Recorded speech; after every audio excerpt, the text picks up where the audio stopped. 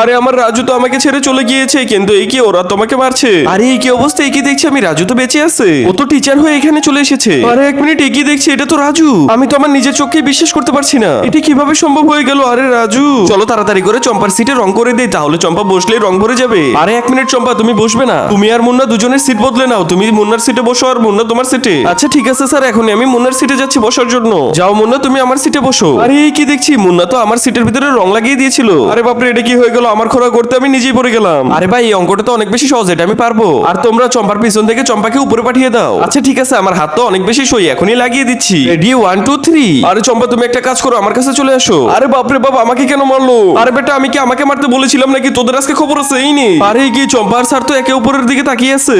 আসলে আমি আর রাজু তো যমজ দুই ভাই। রাজু হঠাৎ করে অনেক বেশি অসুস্থ হয়ে পড়েছিল। এই রাজু ওর আর চম্পার একটা ছবি আমাকে দিয়েছিল আর বলেছিল রাজুর কিছু একটা হয়ে গেলে আমি যেন চম্পার সাথে থাকি। রাজু তো আর নেই, এখন থেকে আমি চম্পার সাথে থাকবো, কিন্তু এটা চম্পাকে কোনোভাবেই বুঝতে দেওয়া যাবে না। আজকে দেখবো কে কে শয়তানকে হারিয়ে মাকে জিতিয়ে দেয়। মাকে ভালোবাসলে সবাই ভিডিওতে লাইক দিয়ে চ্যানেলটি সাবস্ক্রাইব করে দাও, আর শয়তানকে ভালোবাসলে লাইক সাবস্ক্রাইব কিচ্ছু করতে হবে না।